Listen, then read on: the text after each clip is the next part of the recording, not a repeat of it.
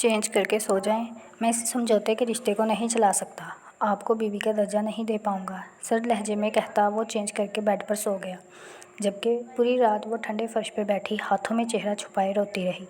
पहले कम ज़िंदगी ने इसके इम्तिहान लिए थे। वो यतीम अपनी चच्ची के घर रहती थी। चच्ची की बेटी के भाग जाने पर उसे कुर्बानी का बकरा बना दिया। इसका निकाह शामिर से कर दिया गया। अगले दिन इसे यूनिवर्सिटी जाना था। उसे रास्ते में पैदल आता देखकर शामिर के माथे पर बल पड़ गए। घर में इतनी गाड़ियाँ थीं, आपको पैदल आने की क्या ज़रूरत थी। यूनिवर्सिटी में शामिर को अपना प्रोफेसर देखकर मरियम की रूह कांप गई। शादी वाला घर था, लेकिन फ़िज़ा में खुशी का दूर दूर तक नामो निशान न था। सहन में लगी रंग बिरंगी लाइटें और शामियाने जो चंद घंटे पहले तक रौनक का बायस लग रहे थे, अब मरियम को अपनी बेबसी का तमाशा उड़ाते महसूस हो रहे थे। हर तरफ एक अजीब सी सरगोशी, खौफ और सनसनीखेज़ खामोशी का राज था, जिसे बाहर हॉल से आने वाली ऊंची और गसीली आवाज़ें रह रहकर तोड़ रही थीं। कमरे के एक कोने में लगे बड़े से आईने के सामने मरियम अपने सजे संवरे रूप को देख रही थी। मेहंदी से रचे हाथ, बारी सुर्ख अरूसी जोड़ा, माथे पर दमकती बिंदिया और गले में चमकता हुआ हार, ये सब उसके लिए किसी सज़ा के तोप की मानिंद था। उसकी आंखों से बहने वाले आंसू गालों पर लगी कीमती फाउंडेशन को बहा ले जा रहे थे। उसने बेबसी से आईने में अपने चेहरे को देखा। आखिर मैं ही क्यों? हमेशा मेरी ही खुशियों का गला क्यों घोंटा जाता है? वो अब भी अपनी किस्मत पर रो ही रही थी कि कमरे का दरवाज़ा ज़ोर से खुला। उसकी चच्ची गुस्से और खौफ के मारे हाँफती हुई अंदर दाखिल हुई। चच्ची का चेहरा गुस्से से लाल हो रहा था और पेशानी पर पसीने के कतरे चमक रहे थे। उन्होंने आगे बढ़कर मरियम का बाजू इतनी सख्ती से दबोचा कि उसकी चूड़ियाँ कलाई में चुभ गईं। चच्ची ने मरियम के चेहरे के करीब अपना चेहरा लाकर इंतहाई गलीज़ और सख्त लहजे में धमकी दी, अपना ये मुंह बंद रखना। अगर वहाँ एक लफ्ज़ भी बोली तो याद रखना मैंने बड़ी मुश्किल से ये सब संभाला है। अपनी ज़बान को ताला लगा कर रखना। अगर तुम्हारी तरफ से कोई तमाशा हुआ तो मुझसे बुरा कोई नहीं होगा। कमरे से बाहर लाउंज और हाल का मंजर तो किसी मातम कदे जैसा था। दूल्हे वाले शदीद गुस्से में लाल पीले हो रहे थे। मेहमान जो इधर उधर खड़े कानाफूसी कर रहे थे और शाहमीर के वालिद और बाकी बुजुर्ग गुस्से से खड़े थे। ये क्या तमाशा है? लड़की कैसे भाग गई? शाहमीर के ताया ने गुस्से से सोफे पर हाथ मारते हुए कहा, क्या वो इस शादी के लिए राज़ी नहीं थी? अगर यही सब करना था तो हमें यहाँ तमाशा बनाने के लिए क्यों बुलाया था? हमारी ख़ानदानी इज़्ज़त आप लोगों ने मिट्टी में मिला दी। शामिर एक कोने में खड़ा था। उसके चेहरे पर गहरी सर्द मोहरी और गुस्सा वाज़ेह था। उसकी बरादरी की इज़्ज़त दांव पर लगी थी। उसी दौरान चाची हाल में आईं। उनके चेहरे पर खौफ साफ वाज़ेह था। उन्होंने शामिर के वालिदैन के सामने हाथ जोड़े और गिड़गिड़ाते हुए बोली, देखें, मैं आप लोगों की बेइज्जती नहीं होने दूंगी। मैं आप जैसे मुअज़्ज़ज़ लोगों को यहाँ से ऐसे रुसवा होकर खाली हाथ नहीं जाने दूंगी। आप अपने बेटे की शादी करने आए हैं तो शादी करके ही जाएंगे। पहले भी तो यहीं से ही रिश्ता होना था ना। मेरी बेटी चली गई तो क्या हुआ? अब आप मेरी इस भतीजी मरियम से शाहमीर का निकाह करवा लें। वो भी तो इसी खून से है, सुघड़ है, खूबसूरत है। शाहमीर के घरवाले पहले तो हिचकिचाए, लेकिन बरादरी की नाक बचाने और महफिल में तमाशे से बचने के लिए उनके पास कोई और दूसरा रास्ता नहीं था। उन्होंने बोझिल दिल से हामी भर ली। चची फ़ौरन पलटकर वापस मरियम के कमरे में आईं और उसे आखिरी वार्निंग देते हुए इंतहाई सख्त लहजे में बोली, सुन लो मरियम, अगर तुम इस शादी को कबूल नहीं किया तो मैं तुम्हें अभी और इसी वक्त धक्के देकर इस घर से निकाल दूंगी। तुम्हारा इस दुनिया में मेरे अलावा कोई नहीं है। सड़कों पर रुल जाओगी। मरियम के पास कोई दूसरा रास्ता था ही नहीं। वो एक यतीम लड़की थी जो हमेशा से दूसरों के रहमो करम पर जी रही थी। उसने बेबसी से अपनी बंद आँखों से आंसू बहाए और खामोशी से सर झुका दिया। उसका निकाह शामिर के साथ पढ़ा दिया गया और बिना किसी रवायती धूमधाम के एक बारी और बोझल माहौल में उसकी रुखसती कर दी गई।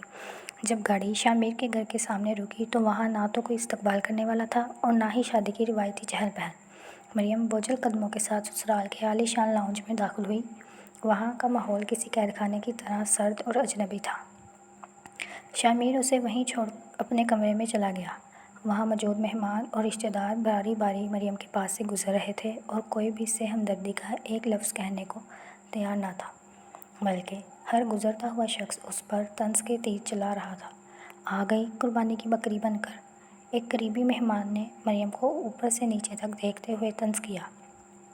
दूसरी की लगी तोहमत अपने सर सजाकर आ तो गई है, अब देखो इस घर में कितने दिन टिकती है। दूसरी औरत ने पास से गुजरते हुए सरगोशी की। शादी का इतना ही शौक़ था तो बहन के भागते ही खुद दुल्हन बनकर बैठ गई। चलो, बड़े घर का ऐश तो मिल गया ना। مریم ان طنز کے تیروں کو سن کر اندر ہی اندر مر رہی تھی۔ اس کا دل چاہ رہا تھا کہ زمین پھٹے اور وہ اس میں سما جائے۔ دیکھتے ہی دیکھتے شاہ میر کے والد، اس کے بھائی اور دیگر تمام قریبی رشتہ دار مریم سے منہ موڑ کر اسی لاؤنج میں اکیلا چھوڑ کر اپنے اپنے کمروں کی طرف چل دیے، جیسے اس کا وجود ان کے لیے قابل نفرت ہو۔ پورے گھر میں صرف شاہ میر کی ماں وہاں رک گئیں۔ ان کے چہرے پر دکھ اور سنجیدگی تھی، لیکن وہ مریم کی بے بسی کو سمجھ رہی تھیں۔ انہوں نے آگے بڑھ کر مریم کے کانپتے ہوئے کندھے پر ہاتھ رکھا اور اس کے سر پر شفقت سے پیار دیتے ہوئے دھیمے لہجے میں بولیں، دل چھوٹا مت کرو مریم بیٹا، ان سب لوگوں کی باتوں کو اپنے دل پر مت لو۔ اس وقت سب کا خون کھول رہا ہے، سب غصے میں ہیں اور جو کچھ ہوا وہ کوئی معمولی بات نہیں تھی۔ لیکن تم گھبراؤ مت، کچھ دنوں میں جب سب کا غصہ ٹھنڈا ہوگا تو سب ٹھیک ہو جائے گا۔ انہوں نے گہرا سانس لیا اور ملازمہ کو آواز دی۔ ملازمہ ایک تھال میں پانی اور چند رسومات کا سامان لے کر آئی۔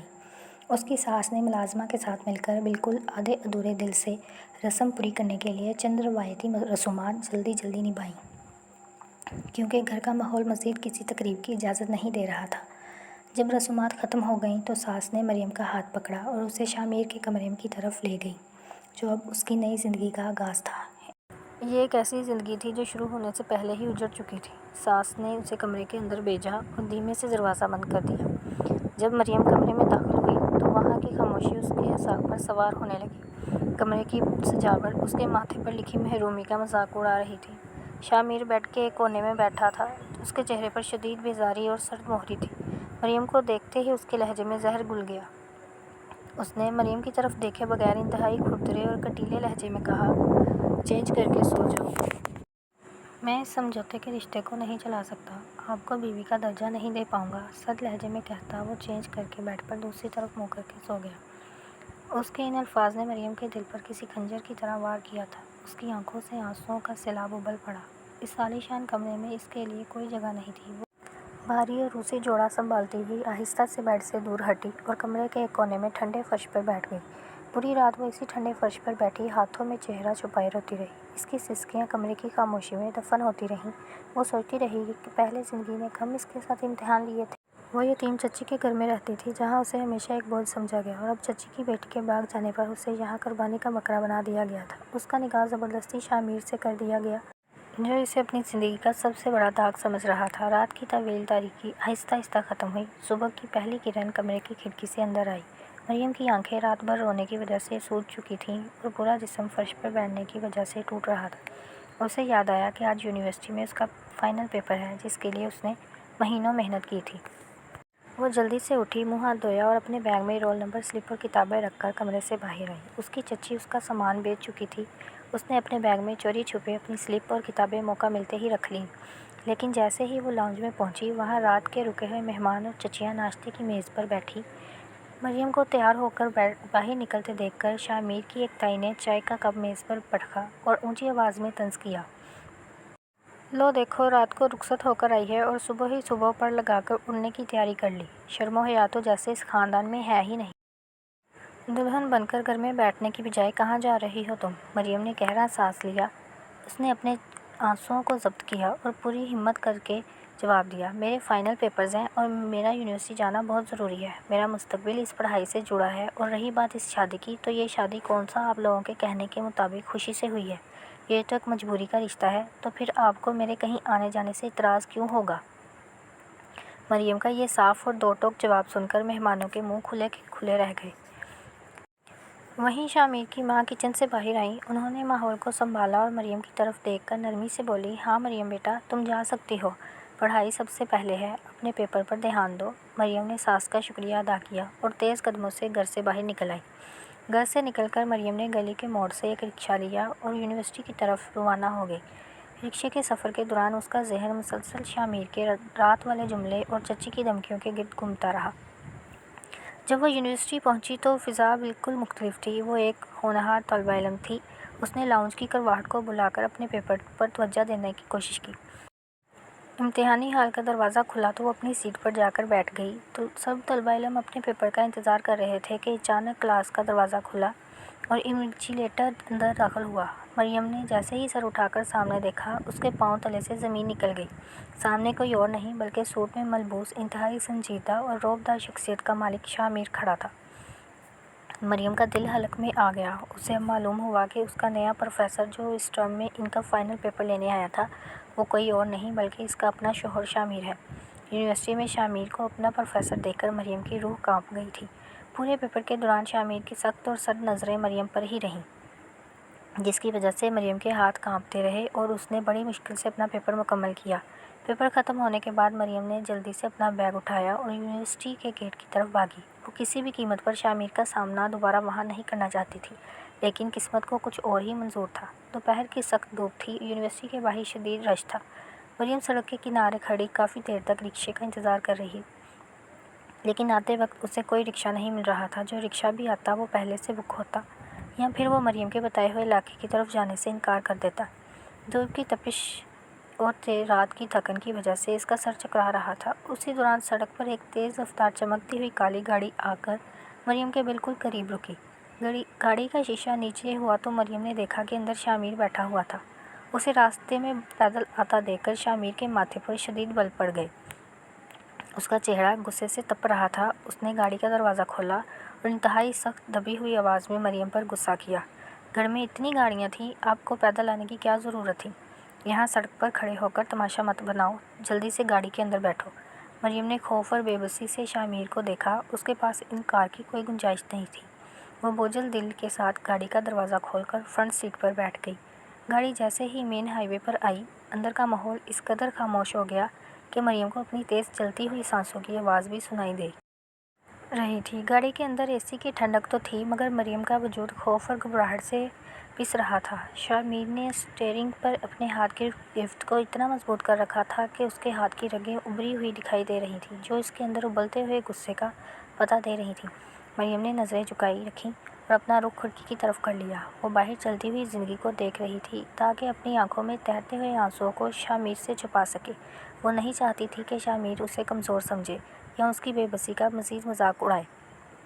کچھ منٹ اسی خاموشی میں گزرے، پھر اچانک شامیر نے گاڑی کی سپیڈ تھوڑی کم کی اور رخ مریم کی طرف کیے بغیر انتہائی کٹیلے اور سرد لہجے میں بولا، ایک بات کان کھول کر سن لو مریم، یونیورسٹی میں یہ ظاہر کرنے کی ضرورت نہیں ہے کہ تمہارا مجھ سے کوئی رشتہ ہے۔ وہاں تم صرف اور صرف ایک عام اسٹوڈنٹ ہو اور میں تمہارا پروفیسر۔ میں نہیں چاہتا کہ تمہاری وجہ سے میری پروفیشنل لائف میں کوئی تماشا کھڑا ہو یا کسی کو ہماری اس مجبوری کے رشتے کی بنک بھی پڑے۔ شامیر کے ان الفاظ نے مریم کے دل پر ایک اور گہرا گھاؤ لگایا۔ اس نے سسکتی ہوئی آواز کو حلق میں ہی دبایا اور بنا کچھ کہے بس خاموشی سے سر ہلا دیا، جیسے اس نے اپنی اس نئی حقیقت کو تسلیم کر لیا ہو۔ باقی کا پورا راستہ اسی دم گھٹتے ہوئے ماحول میں کٹ گیا۔ گاڑی جیسے ہی شامیر کے گھر کے پورچ میں آ کر رکی، مریم نے ابھی اپنی سیٹ بیلٹ کھولی ہی تھی کہ شامیر ایک جھٹکے سے گاڑی سے اترا۔ اس نے مریم کا انتظار کرنا بھی گوارا نہ کیا اور تیز قدموں سے چلتا ہوا گھر کے اندر داخل ہو گیا۔ مریم نے ایک گہرا سانس لیا، اپنا بیگ سنبھالا اور بوجھل قدموں سے گاڑی سے اتر کر لاؤنج کی طرف بڑھی۔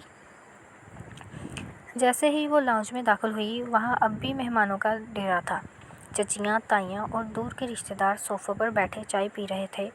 مریم کو شامیر کی گاڑی سے اترتے اور اندر آتے دیکھ کر پورے ہال میں ایک دم خاموشی چھا گئی۔ پھر اگلے ہی سیکنڈ ایک نئی باتوں کا دور شروع ہو گیا۔ لو دیکھو ذرا اس لڑکی کے لچھن، ابھی کل ہی تو بیاہ کر آئی ہے۔ شامیر کی تائی نے اپنی بہو کے کان میں اتنی اونچی سرگوشی کی کہ مریم کو صاف سنائی دے گئی۔ آتے ہی گھر سے نکل گئی، صبح اکیلی نکل گئی اور اب دیکھو کیسے اس کی گاڑی میں نوابزادی بن کر واپس آ رہی ہے۔ شکل سے جتنی معصوم ہے، چالاکیاں اس سے کہیں زیادہ ہیں اس میں۔ دوسری عورت نے منہ مناتے ہوئے کہا، اور نہیں تو کیا بہن، باغی تو کیا ہوا، اس نے اپنا داؤ سیدھا کر لیا نا، بڑے گھر کا عیش جو مل گیا ہے۔ مریم ان طنز کے تیروں کو سن کر لاؤنج کے بیچوں بیچ منجمد ہو کر رہ گئی۔ اس کا دل چاہ رہا تھا کہ وہ چیخ چیخ کر سب کو بتائے کہ اس میں اس کا کوئی قصور نہیں ہے، لیکن چچی کی دی ہوئی دھمکی اس کے آڑے آ گئی۔ وہ بس اپنا سر جھکائے کھڑی رہی۔ اسی لمحے شامیر کی ماں کچن سے باہر آئیں۔ انہوں نے لاؤنج کا یہ بوجھل ماحول دیکھ کر مہمانوں کی نیت بھانپ لی۔ وہ مریم کے پاس آئیں، اس کے کندھے پر نرمی سے ہاتھ رکھا اور مہمانوں کی طرف دیکھ کر اونچی آواز میں بولی، شامیر خود اسے یونیورسٹی سے لے کر آیا ہے کیونکہ بہت دھوپ ہے اور وہ ہماری بہو ہے۔ اب اگر میاں بیوی کو لینے جائے گا اور اس میں کسی کو اعتراض کرنے کی کیا ضرورت ہے؟ عالیہ بیگم کا یہ دو ٹوک جواب سن کر سب عورتوں نے اپنے اپنے منہ پھیر لیے۔ رقیہ بیگم نے مریم کی طرف دیکھا، ان کی آنکھوں میں ہمدردی تھی۔ انہوں نے ملازمہ کو آواز دی، ثریا، مریم بی بی کے کمرے میں جوس اور کھانا پہنچاؤ۔ یہ صبح سے بھوکی پیاسی پیپر دینے گئی ہوئی تھی۔ پھر انہوں نے مریم سے نرمی سے کہا، تم جاؤ مریم بیٹا، اپنے کمرے میں جا کر آرام کرو اور ان سب لوگوں کی باتوں کو بالکل اپنے دل پر مت لو، یہ کچھ دنوں کا غصہ ہے، سب ٹھیک ہو جائے گا۔ مریم نے نم آنکھوں کے ساتھ اپنی ساس کو دیکھا، جن کا وجود اس تپتے ہوئے ماحول میں اس کے لیے ایک ٹھنڈی چھاؤں کی مانند تھا۔ وہ بوجھل دل کے ساتھ اپنے کمرے کی طرف بڑھ گئی۔ نیا سیمسٹر شروع ہو چکا تھا اور مریم کے لیے یہ کسی نئی آزمائش سے کم نہیں تھا۔ اب شامیر محض ایک امتحان کا نگران نہیں تھا، بلکہ وہ باقاعدہ ان کی کلاس میں پروفیسر بن کر آ چکا تھا۔ جس دن شامیر نے پہلی بار کلاس میں قدم رکھا، پوری کلاس میں ایک سنسنی سی پھیل گئی۔ وہ ہمیشہ کی طرح اپنے 3 پیس سوٹ میں ملبوس، انتہائی پروقار اور رعب دار شخصیت کے ساتھ بحث کے پیچھے کھڑا تھا۔ اس کے آتے ہی کلاس میں لڑکیوں کی باتوں کا لامتناہی سلسلہ شروع ہو گیا۔ او مائی گاڈ، یہ ہمارے نئے پروفیسر ہیں، یہ کتنے ہینڈسم ہیں۔ ایک لڑکی نے مریم کے پیچھے بیٹھے ہوئے سرگوشی کی۔ ان کی پرسنالٹی دیکھو ذرا، کتنے ڈیسنٹ اور رعب دار ہیں، اب تو ان کی کلاس میں ایک دن بھی مس نہیں کروں گی۔ دوسری لڑکی نے دلدادہ انداز میں کہا۔ کلاس کی ہر لڑکی شامیر کی شخصیت اور اس کے پڑھانے کے انداز سے متاثر ہو رہی تھی، لیکن مریم ان سب کی باتیں سن کر اندر ہی اندر کڑ رہی تھی۔ وہ لڑکیوں کی نظروں میں شامیر کے لیے ستائش دیکھ کر ایک عجیب سی بے چینی محسوس کر رہی تھی، جسے وہ خود بھی کوئی نام نہیں دے پا رہی تھی۔ یہ بے چینی اس وقت شدید غصے اور حسد میں بدل گئی جب مریم نے یونیورسٹی کے کوریڈور میں ایک نیا منظر دیکھا۔ اس کی ایک دوسری فیمیل پروفیسر، جو اپنی ماڈرن پرسنالٹی کی وجہ سے جانی جاتی تھی، شامیر کے بہت قریب آنے کی کوشش کر رہی تھی۔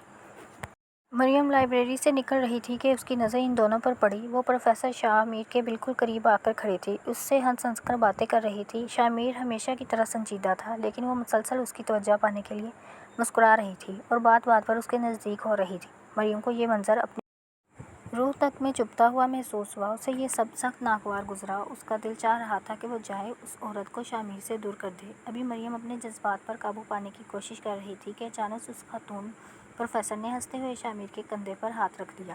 یہ مریم کے صبر کا آخری مہرہ تھا۔ وہ بھول گئی کہ شامیر نے گاڑی میں اسے کیا تاکید کی تھی۔ وہ بھول گئی کہ وہ یونیورسٹی میں ہے۔ اسے بس اس وقت اپنے وجود پر لگی آگ محسوس ہو رہی تھی۔ وہ تیز قدموں سے چلتی ہوئی ان دونوں کے بالکل قریب پہنچ گئی۔ آپ اس طریقے سے کیسے کسی کو ٹچ کر سکتی ہیں؟ مریم کی آواز کوریڈور میں گونجی، جس میں غصہ اور حق جتانے کا انداز صرف نمایاں تھا۔ وہ فیمیل پروفیسر اور شامیر دونوں ایک دم چونک گئے۔ مریم نے غصے سے تپتی نظروں سے اس ٹیچر کو دیکھا اور بولی، آپ کو اس طریقے سے اجازت کس نے دی ہے ان کو ہاتھ لگانے کی؟ حد میں رہنا سیکھیں آپ۔ کوریڈور میں موجود چند دیگر اسٹوڈنٹ ابھی مڑ کر ان کی طرف دیکھنے لگے۔ وہ خاتون پروفیسر مریم کی اس جرأت پر ہکا بکا رہ گئی اور انہوں نے شرمندگی اور غصے سے اپنا ہاتھ فوراً پیچھے کر لیا۔ شامیر نے حیرت اور گہری نظر سے مریم کی طرف دیکھا، جو غصے سے لال ہو رہی تھی اور اس کی سانسیں تیز چل رہی تھیں۔ مریم کی آنکھوں میں صاف جھلکتے ہوئے حسد کو دیکھ کر شامیر کے چہرے پر ایک غیر محسوس سی دھیمی مسکراہٹ ابھری۔ اسے اچھا لگا تھا کہ مریم اس کے لیے اس حد تک تڑپ اٹھی تھی، لیکن اگلے ہی لمحے ماحول کی نزاکت کا احساس کرتے ہوئے اس نے اپنی اس مسکراہٹ کو سختی سے چھپایا۔ شامیر نے اپنے چہرے پر دوبارہ وہی پروفیسر والا تاثر لایا اور سب کے سامنے مریم کو جڑی جڑی دیتے ہوئے بولا، مریم، یہ ٹیچرز کا آپس کا معاملہ ہے، آپ کو اس میں بولنے کی کوئی ضرورت نہیں ہے۔ اپنے کام سے کام رکھیں اور فوراً اپنی کلاس میں جائیں۔ شامیر کے اس دو ٹوک اور سرد رویے نے مریم کے غصے کو ایک سیکنڈ میں آنسوؤں میں بدل دیا۔ اس نے نم آنکھوں اور روتے ہوئے چہرے کے ساتھ شامیر کی طرف دیکھا، جس نے اسے سب کے سامنے پرایا کر دیا تھا۔ مریم نے اپنے آنسو چھپانے کے لیے رخ موڑا اور وہاں سے روتی ہوئی تیز قدموں سے اپنی کلاس کی طرف بھاگ گئی۔ یونیورسٹی کے اس واقعے کو گزرے کئی دن ہو چکے تھے، مگر مریم کے دل میں آگ لگی ابھی تک ٹھنڈی نہیں ہوئی تھی۔ وہ جب سے گھر لوٹی تھی، اس نے خود کو ایک گہرے کھول میں بند کر لیا تھا۔ وہ ہر وقت کمرے میں اکھڑی اکھڑی اور شدید غصے میں رہتی۔ شامیر کا سب کے سامنے اسے پرایا کر دینا اور اس خاتون پروفیسر کا دفاع کرنا مریم کے دل پر نقش ہو چکا تھا، جیسے وہ چاہ کر بھی بلا نہیں پا رہی تھی۔ ایک رات شامیر کمرے میں داخل ہوا تو اس نے دیکھا کہ مریم ہمیشہ کی طرح بیڈ کے ایک کونے میں بوجھل دل کے ساتھ بیٹھی کوئی کتاب دیکھنے کا ڈھونگ کر رہی تھی۔ شامیر نے چند لمحے اسے دیکھا۔ اس کی چہرے کی سختی اب کسی حد تک نرمی میں بدل چکی تھی۔ وہ آہستہ سے مریم کے قریب آیا اور بات کرنے کی کوشش کرتے ہوئے بولا، مریم، کب تک اس طرح اکھڑی اکھڑی رہو گی؟ اس دن یونیورسٹی میں جو کچھ ہوا وہ میری مجبوری تھی۔ مجھے سب کے سامنے ایک پروفیسر کی طرح ہی بیہیو کرنا تھا۔ تم بات کو سمجھ کیوں نہیں رہی؟ شامیر نے اس کا ہاتھ چھونے کی کوشش کی، مگر مریم نے ایک جھٹکے سے اپنا ہاتھ پیچھے کھینچ لیا۔ اس کی آنکھوں میں غصہ اور نفرت صاف نمایاں تھی۔ اس نے شامیر کی طرف دیکھا تک نہیں اور رخ موڑ کر بیٹھ گئی۔ وہ اس سے بات کرنے کو بھی تیار نہیں تھی۔ شامی نے گہرا سانس لیا اور مریم کے اس رویے پر بے بسی سے سر جھکا کر رہ گیا، کیونکہ وہ جانتا تھا کہ مریم کا غصہ بے جا نہیں تھا۔ اگلے چند دنوں میں یونیورسٹی کا ماحول مریم کے لیے کسی جہنم جیسا بن گیا۔ اس دن کوریڈور میں مریم کا اس پروفیسر میں چلانا اور شامیر کا بیچ میں آنا آہستہ آہستہ پوری یونیورسٹی میں ایک جلتی ہوئی چنگاری کی طرح پھیل گیا تھا۔ شعبے کی لڑکیوں اور لڑکوں کے درمیان اب روز کا یہی موضوع بن چکا تھا۔ پروفیسر شامیر اور مریم کے درمیان افیئر کی افواہیں پوری یونیورسٹی میں گردش کرنے لگیں۔ مریم کوریڈور سے گزرتی تو پیٹھ پیچھے سرگوشیاں شروع ہو جاتی۔ دیکھو، دیکھنے میں تو اتنی معصوم اور سیدھی سادی بنتی ہے، مگر اندر سے دیکھو کتنی چالاک نکلی۔ اس کی کلاس کی ایک ماڈرن لڑکی نے اپنے گروپ میں کھڑے ہو کر طنز کیا، اور نہیں تو کیا، آتے ہی یونیورسٹی کے سب سے ہینڈسم اور رعبدار پروفیسر پر ڈورے ڈالنا شروع کر دیے اور اب انہیں اپنے جال میں پھنسا لیا۔ تب ہی تو اس دن اس خاتون پروفیسر پر ابل پڑی تھی، جیسے شامیر پر صرف اسی کا حق ہو۔ مریم کی معصومیت اب لوگوں کی نظروں میں ایک ڈونگ بن چکی تھی۔ ہر کوئی اس کی کردار کشی کر رہا تھا، جبکہ پروفیسر شامیر اس پوری صورتحال سے بالکل بے خبر تھے۔ وہ اپنے اسٹوڈنٹ کے اخلاق اور پڑھائی پر توجہ دے رہا تھا۔ اسے کانوں کان خبر نہیں تھی کہ یونیورسٹی کی دیواریں اس کی اور مریم کی بدنامی کے قصوں سے گونج رہی ہیں۔ ایک دن مریم کلاس کے کامن روم میں اکیلی بیٹھی تھی کہ اچانک لڑکیوں کا ایک پورا گروپ وہاں آ پہنچا۔ ان سب کے چہروں پر تمسخر اور زہر خند مسکراہٹ تھی۔ انہوں نے مریم کو چاروں طرف سے گھیر لیا۔ ان میں سے ایک لڑکی جو شامیر کی بہت بڑی فین تھی، آگے بڑھی اور مریم کے ساتھ کھڑے ہو کر تالیاں بجاتے ہوئے بولی، واہ مریم، مان گئے تمہیں، تم تو بڑی چھپی رستم نکلی۔ دیکھنے میں اتنی معصوم، غریبی اور مظلومیت کا ڈونگ رچاتی ہو اور اندر سے اتنی چالاک کہ سیدھا پروفیسر شامیر پر ہی نشانہ لگایا۔ دوسری لڑکی نے حقارت سے مریم کے بیگ کو دیکھا اور بولی، عزت دار ہونے کا بڑا ڈھونگ کرتی ہو تم، ہمیں تو لگتا تھا تم یہاں صرف پڑھنے آتی ہو، مگر تمہارا اصل مقصد تو یونیورسٹی کے سب سے ہینڈسم پروفیسر کو اپنے قابو میں کرنا تھا۔ آخر ایسا کیا جادو کر دیا تم نے ان پر؟ مریم کا دل ان کے الفاظ سن کر بری طرح دھڑک رہا تھا۔ اس کی آنکھیں آنسوؤں سے بھر گئیں، مگر اس بار اس نے خود کو کمزور نہیں دکھایا۔ وہ غصے سے کھڑی ہوئی اور بولی، تم لوگوں کو کچھ پتہ نہیں ہے، اس لیے اپنی زبانیں بند رکھو۔ مریم کا یہ غصہ دیکھ کر لڑکیاں ہنسنے لگیں، اسے مزید ذلیل کرنے لگیں۔ اسی دوران یہ ہنگامہ ارائی کنٹین اور کوریڈور تک پہنچ گیا، جہاں کچھ لڑکے بھی مریم پر آوازیں کس رہے تھے۔ اتفاق سے شامیر اسی کوریڈور سے گزر رہا تھا جب اس نے مریم کے خلاف نازیبا جملے اور اونچی آوازیں سنی۔ شامیر کا خون کھول اٹھا۔ اس سے پہلے کہ مریم مزید تماشا بنتی، شامیر نے انتہائی جلال میں آ کر کوریڈور میں موجود اسٹوڈنٹ پر سخت ایکشن لیا۔ خاموش ہو جائیں سب کے سب، اگر مجھے کسی کی طرف سے بھی یونیورسٹی کا ماحول خراب کرنے کی کوشش کی تو اسے اسی وقت یونیورسٹی سے سسپینڈ کروا دوں گا۔ شامیر کی گرجدار آواز سن کر پورا کوریڈور منجمد ہو گیا۔ سب لڑکے لڑکیاں ڈر کے مارے اپنے اپنے کلاسوں کی طرف بھاگ گئے۔ اس سخت ایکشن کے بعد کچھ دنوں تک یونیورسٹی میں بالکل خاموشی چھا گئی۔ کسی کی جرأت نہیں ہو رہی تھی کہ مریم کے سامنے یا پیٹھ پیچھے کوئی بات کرے، کیونکہ سب شامیر کے غصے سے واقف تھے۔ مریم نے بھی سکھ کے سانس لیے، شاید اب یہ سب تھم گیا۔ چند دن بعد ایک شام جب یونیورسٹی کا وقت ختم ہو چکا تھا اور زیادہ تر اسٹوڈنٹ جا چکے تھے، مریم کی طبیعت اچانک خراب ہو گئی۔ شامیر نے جب اسے پارکنگ ایریا میں دیکھا تو اپنی گاڑی لے کر اس کے قریب آیا اور سختی سے اسے اندر بیٹھنے کا اشارہ کیا۔ مریم خاموشی سے گاڑی میں بیٹھ گئی۔ شامیر نے گاڑی یونیورسٹی کے مین گیٹ سے کچھ ہی فاصلے پر، جہاں عام طور پر اسٹوڈنٹ بسوں اور رکشوں کا انتظار کرتے ہیں، وہاں روکی تاکہ مریم وہاں سے کسی رکشہ میں چلی جائے، کیونکہ شامیر کو کسی ضروری کام سے جانا تھا۔ کلاس کی ایک انتہائی حساس لڑکی جو وہیں کھڑی تھی، اس کی نظر سیدھی شامیر کی چمکتی ہوئی کالی گاڑی پر پڑی۔ اس نے دیکھا کہ گاڑی کی فرنٹ سیٹ کا دروازہ کھلا اور مریم انتہائی مانوس انداز میں شامیر سے کچھ کہتے ہوئے گاڑی سے باہر اتری۔ شامیر نے مریم کو دیکھا اور پھر گاڑی آگے بڑھا دی۔ وہ لڑکی یہ منظر دیکھ کر ہکا بکا رہ گئی۔ اس کی آنکھیں حیرت سے پھیل گئیں۔ جیسے ہی مریم رکشے کی طرف بڑھی، وہ لڑکی بھاگتی ہوئی اپنی باقی سہیلیوں کے پاس پہنچی جو وہاں موجود تھیں، اور اونچی آواز میں چلائی، لڑکیوں، تم سب ادھر آؤ، دیکھو میں نے اپنی آنکھوں سے کیا دیکھا ہے۔ یہ مریم جو ابھی معصوم بن کر گھوم رہی تھی، یہ کسی اور کے ساتھ نہیں بلکہ خود پروفیسر شامیر کی گاڑی سے اتر رہی تھی۔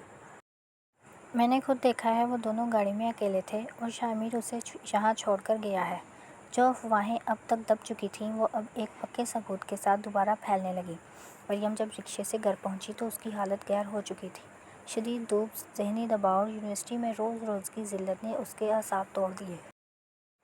لاؤنج سے گزرتے ہوئے اس کے قدم لڑکھڑائے اور وہ کسی طرح اپنے کمرے تک پہنچی۔ وہ بیڈ پر گرتے ہی تیز بخار کی لپیٹ میں آ گئی۔ اس کا پورا وجود تپ رہا تھا اور آنکھوں سے بے اختیاری میں آنسو بہہ رہے تھے۔ کچھ دیر بعد جب شامیر کمرے میں داخل ہوا تو مریم کو اس حال میں دیکھ کر اس کے دل میں ایک شدید کسک اٹھی۔ وہ جو ہمیشہ مریم کے سامنے ایک سخت گیر اور سرد مہر انسان بنا رہتا تھا، اس کا وہ غرور اور غصہ مریم کی اس حالت کو دیکھ کر پگھلنے لگا۔ وہ مریم کے قریب آیا اور اس کی پیشانی پر ہاتھ رکھا۔ مریم کا جسم آگ کی طرح تپ رہا تھا۔ مریم، تمہیں تو بہت تیز بخار ہے۔ شامیر کا لہجہ اس بار سرد نہیں تھا بلکہ اس میں ایک واضح نرمی اور فکر مندی تھی۔ اس نے فوراً فرسٹ ایڈ باکس سے بخار کی دوا نکالی اور پانی کا گلاس لے کر مریم کے سرہانے بیٹھ گیا۔ مریم نے نکاہت سے آنکھیں کھولیں اور شامیر کو اپنے اتنے قریب دیکھ کر پیچھے ہٹنے کی کوشش کی، مگر شامیر نے نرمی سے اس کے کندھے پر ہاتھ رکھ کر اسے روکا۔ ضد مت کرو مریم، پہلے یہ دوا کھاؤ، اس نے بہت دھیمے اور نرم لہجے میں کہا۔ مریم نے خاموشی سے دوا نگل لی اور دوبارہ آنکھیں بند کر لیں۔ شامیر وہیں بیٹھا رہا۔ اس نے کچن سے ٹھنڈا پانی اور پٹیاں منگوائیں۔ وہ خود اپنے ہاتھوں سے مریم کی پیشانی پر ٹھنڈی پٹیاں رکھتا رہا۔ مریم کو یاد نہیں تھا کہ آخری بار اس یتیمی کی زندگی میں کس نے اس کا اس طرح خیال رکھا تھا۔ شامیر کا یہ بدلتا ہوا روپ، اس کا جھکا ہوا سر، اس کی تیمارداری مریم کے دل کے کسی کونے میں ہلچل مچا رہی تھی۔ شامیر اب پہلے سے کہیں زیادہ نرم ہو گیا تھا۔ اس کا لہجہ، اس کی نظریں اور اس کا انداز اب مریم کا پرایا نہیں سمجھ رہے تھے۔ مریم اگلے کچھ دنوں تک شدید کمزوری کے باعث یونیورسٹی نہیں جا سکی اور ان تمام دنوں میں شامیر نے ایک سچے جیون ساتھی کی طرح اس کا پورا خیال رکھا۔ طبیعت سنبھلنے کے بعد جب مریم کی کلاسز دوبارہ شروع ہوئیں تو وہ چند دنوں کے وقفے کے بعد ایک بار پھر یونیورسٹی جانے کے لیے تیار ہوئی۔ وہ شامیر کے ساتھ ہی یونی کے لیے نکلی تھی۔ شامیر کی گاڑی جیسے ہی یونیورسٹی کے گیٹ کے پاس آ کر رکی، مریم نے ایک گہرا سانس لیا اور گاڑی سے باہر نکلنے لگی۔ لیکن مریم کی قسمت اس دن بھی اسی کا ساتھ نہیں دے رہی تھی۔ کلاس کی وہی حاسد لڑکی جو پہلے ہی مریم کے خلاف زہر اگل رہی تھی، وہیں گیٹ کے پاس کھڑی تھی۔ انہوں نے ایک بار پھر مریم کو شامیر کی گاڑی کی فرنٹ سیٹ سے نکلتے ہوئے دیکھ لیا۔ مریم نے جیسے ہی گاڑی کا دروازہ بند کیا اور شامیر کی گاڑی آگے بڑھی، ان لڑکیوں کا گروپ مریم کی طرف لپکا۔ ان کے چہرے پر کمینگی اور تمسخر کی لہر تھی۔ لو بھئی، آ گئی یونیورسٹی کی سب سے بڑی ڈرامے باز۔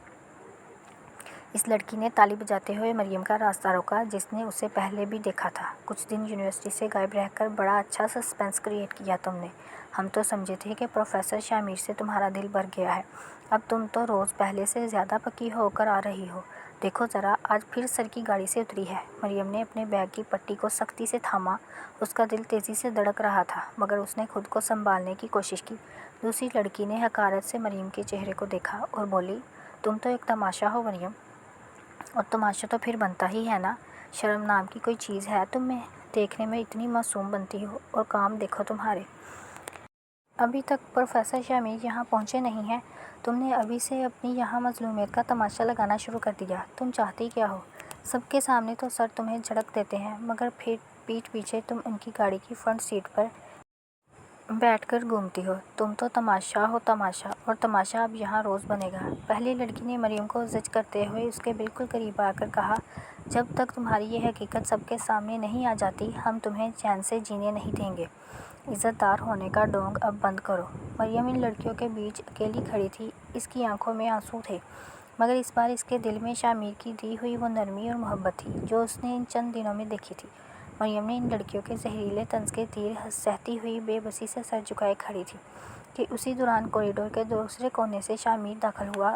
دور سے اسٹوڈنٹ کا ایک بڑا ہجوم جمع دیکھ کر اس کے ماتھے پر بل پڑ گئے، لیکن جیسے ہی اس نے ہجوم کے بیچوں بیچ مریم کو اکیلے آنسو بہاتے دیکھا، وہ تیز، غصیلی اور رعبدار قدموں سے ہجوم کو چیرتے ہوئے مریم کے قریب آیا۔ ابھی وہ پہنچا ہی تھا کہ ہجوم میں ایک لڑکی کا زہریلا جملہ اس کے کانوں میں پڑا، دیکھنے میں تو اتنی شریف بنتی ہے، مگر پروفیسر شامیر پر ڈورے ڈال ڈال کر یہاں تک پہنچ گئی، اب تماشا تو بنے گا ہی۔ یہ جملہ سنتے ہی شامیر کے ضبط کا بندھن ٹوٹ گیا۔ اسے مریم پر شدید غصہ آیا کہ وہ اس کے کہنے پر ابھی تک خاموش کھڑی تھی اور اپنی بے گناہی میں کسی کو کچھ نہیں بتا رہی تھی، بلکہ خود کو تماشا بنا دے رہی تھی۔ شامیر کا خون کھول اٹھا۔ اس نے ایک سیکنڈ کی پرواہ کیے بغیر سب کے سامنے آگے بڑھ کر مریم کا کانپتا ہوا ہاتھ اپنے مضبوط ہاتھوں میں تھام لیا۔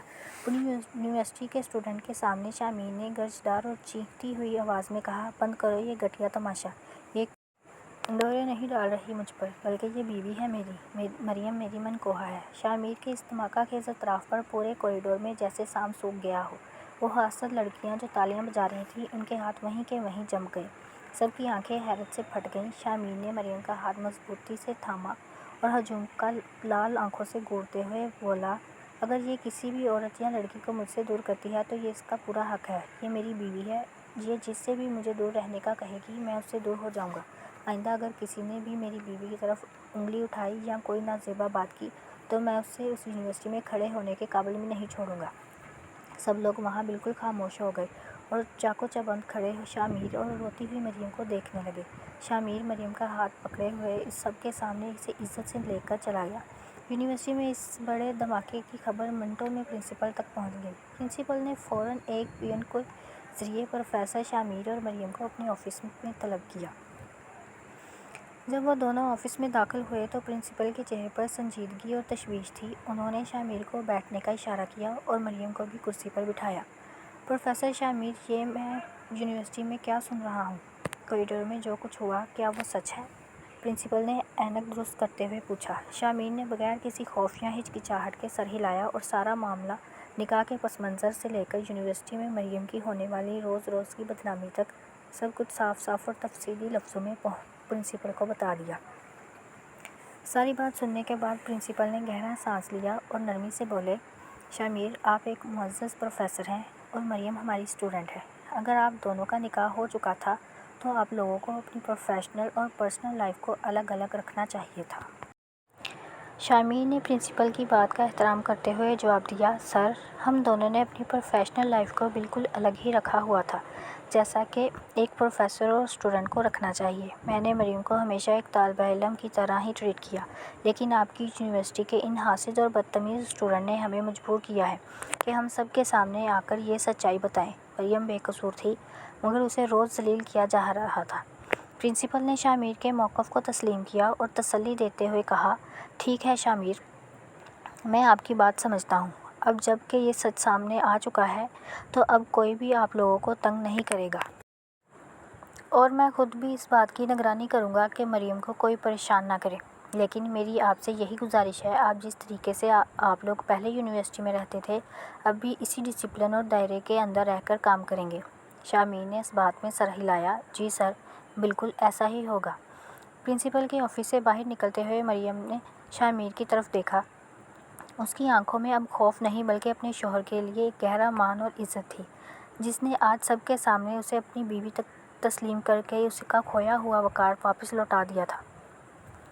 یونیورسٹی کا وہ دن بالآخر ختم ہوا، مگر مریم کے دل میں جذباتی طوفان اب بھی برپا تھا۔ جب یونیورسٹی کا وقت ختم ہوا تو شامیر نے سب کے سامنے مریم کا ہاتھ پکڑا اور اسے وقار کے ساتھ اپنی گاڑی کی فرنٹ سیٹ پر بٹھایا۔ آج گاڑی کا ماحول ماضی کی طرح دم گھٹنے والا یا سرد نہیں تھا، بلکہ اس خاموشی میں ایک انوکھا سکون اور اپنائیت تھی۔ مریم نے چوری چھپے شامیر کے سنجیدہ مگر پرسکون چہرے کو دیکھا، جو اب اس کا سب سے بڑا محافظ بن کر سامنے آیا تھا۔ جب وہ دونوں گھر پہنچے تو لاؤنج میں مہمانوں کا چہرے پر اب طنز کے بجائے ایک عجیب سی شرمندگی اور خاموشی تھی۔ ذکیہ بیگم نے مریم کو دیکھا تو ان کے چہرے پر ایک فاتحانہ مسکراہٹ تھی، جیسے انہیں معلوم تھا کہ ان کا بیٹا ایک دن یہ حق ضرور ادا کرے گا۔ شامیر کسی کی پرواہ کیے بغیر مریم کو اپنے ساتھ لے کر سیدھا اوپر اپنے کمرے میں آ گیا۔ کمرے کا دروازہ بند ہوتے ہی مریم ایک سائڈ پر کھڑی ہو گئی۔ وہ اب بھی تھوڑی نروس تھی اور اس کا دل تیزی سے دھڑک رہا تھا۔ شامیر نے اپنا کوٹ اتارا، اسے صوفے پر رکھا اور مریم کے بالکل قریب آ کر کھڑا ہو گیا۔ مریم نے گھبرا کر نظریں جھکا لیں، لیکن شامیر نے انتہائی نرمی سے مریم کے دونوں ہاتھ اپنے ہاتھوں میں نرمی سے لے لیے۔ مریم، شامیر کی آواز میں نرمی تھی، آج میں تمہارے سامنے اپنی دل کی وہ ساری باتیں کھولنا چاہتا ہوں جو میں نے اتنے عرصے سے خود میں چھپا کر رکھی تھیں۔ مریم نے حیرت سے سر اٹھا کر شامیر کی گہری آنکھوں میں دیکھا، جہاں اب نفرت یا سرد مہری کا دور دور تک نام و نشان نہیں تھا۔ میں جانتا ہوں مریم کہ ہماری شروعات بہت تلخ تھی۔ میں نے اس رشتے کو ایک سمجھوتا کہا تھا اور تمہیں بیوی کا درجہ نہ دینے کی بات کی تھی، لیکن میں غلط تھا۔ میری وہ انا اور میرا وہ غصہ صرف اسی حالات کی وجہ سے تھا جس میں ہمارا نکاح ہوا، مگر میں تم سے سچی محبت کرنے لگا ہوں۔ مریم تم مجھے بہت پسند ہو۔ شامر کے منہ سے محبت کا یہ کھلم کھلا اعتراف سن کر مریم کی آنکھوں میں خوشی کے آنسو چمک اٹھے۔ شامر نے مسکراتے ہوئے مریم کے آنسو اپنے انگوٹھے سے صاف کیے اور کہنے لگا، تمہیں کیا لگتا ہے کہ میں تم سے لا تعلق تھا؟ یونیورسٹی میں ہر وقت تم پر نظر رکھتا تھا۔ جب کلاس کی وہ لڑکیاں تمہارے خلاف باتیں کرتی تھیں تو میرا دل چاہتا تھا کہ میں ان سب کو یونیورسٹی سے نکال دوں، لیکن میں تمہاری زبان سے سچ سننا چاہتا تھا۔ اور ہاں، اس دن کوریڈور میں جب تم نے اس خاتون پروفیسر پر غصہ کیا تھا تو مجھے تمہارا وہ حسد اور وہ غصہ اتنا اچھا لگا تھا کہ میں اپنی مسکراہٹ مشکل سے چھپا پایا تھا۔ تمہارا وہ غصہ دیکھ کر مجھے اندازہ ہوا تھا کہ تمہارے دل میں بھی میرے لیے کوئی احساس جاگ چکا ہے۔ شامر نے مریم کے ہاتھوں کو چوما اور انتہائی سنجیدگی سے بولا، میں تمہیں جو زندگی میں دکھ دیے ہیں، تمہاری دل آزاری کی، اس کے لیے میں تم سے معافی مانگتا ہوں۔ مجھے معاف کر دو۔ میں وعدہ کرتا ہوں کہ اب میں تمہاری زندگی میں کوئی بھی آنسو آنے نہیں دوں گا۔ میں تمہارا ہمیشہ خیال رکھوں گا، ایک شوہر بن کر بھی اور تمہارا ہمسفر بن کر بھی۔